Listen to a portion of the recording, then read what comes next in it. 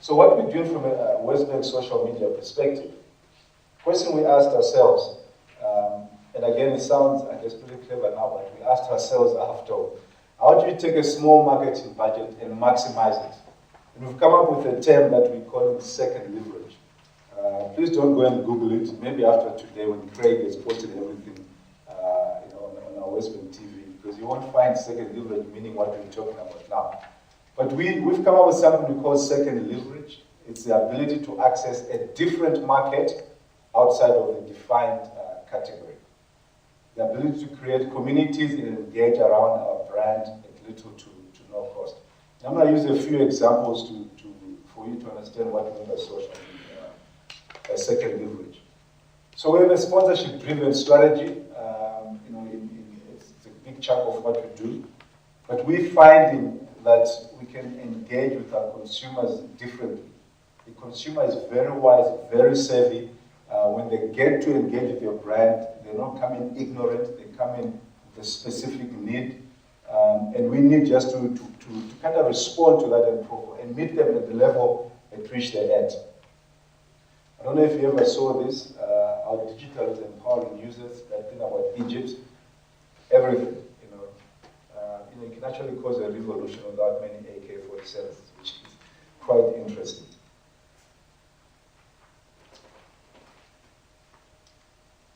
Okay, so I want to talk to you about a sponsorship that we have. It's called the Durban Skiboard Festival. Hopefully it will explain what second leverage is.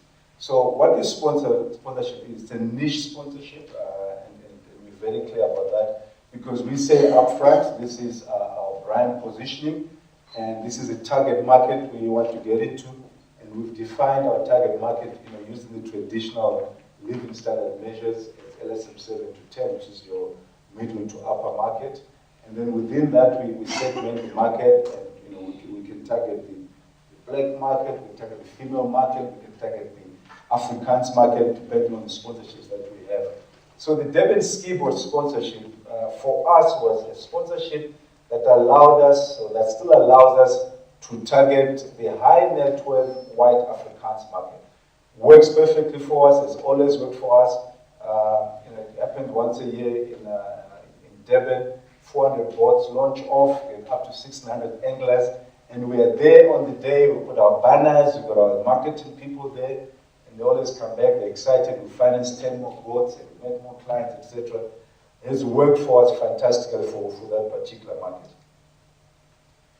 What we then found out, almost last year this year when we had it, we started dabbling into social media.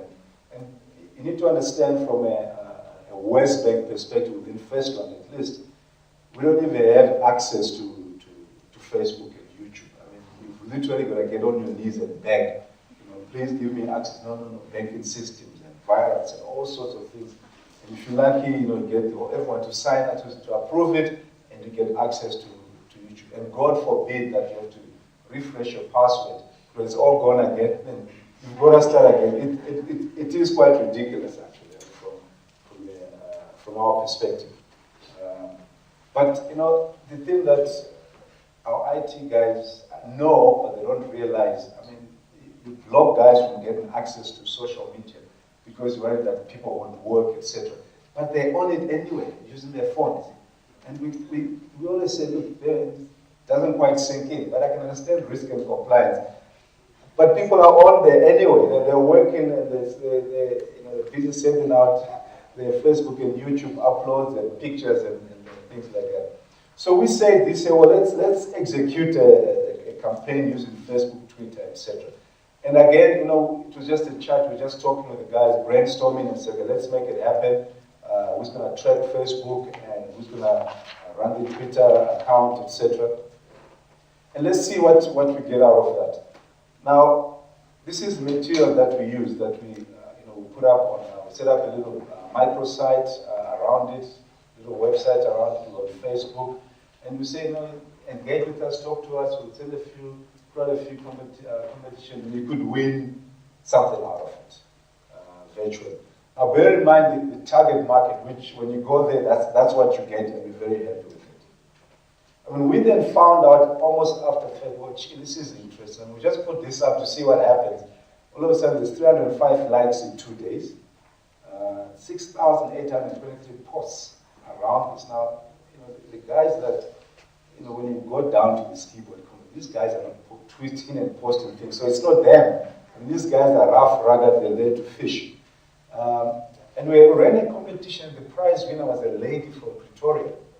I mean, what are ladies doing following fishing? Looking for a husband. So we found that there was significant female involvement in the sponsorship. You know, when the actual event was male-dominated, you know, 50%. And the engagement was also beyond our borders and right across the country. Now, this is things we never even would have thought about. We just thought we'd get the same guys, and that's fantastic, you know, we can add on to it, etc. But lo and behold, now remember, you know, you actually we're not putting stuff to you, you know, like just on TV and it's there and you can ignore it. Guys actually go and source and find this and they're searching for it.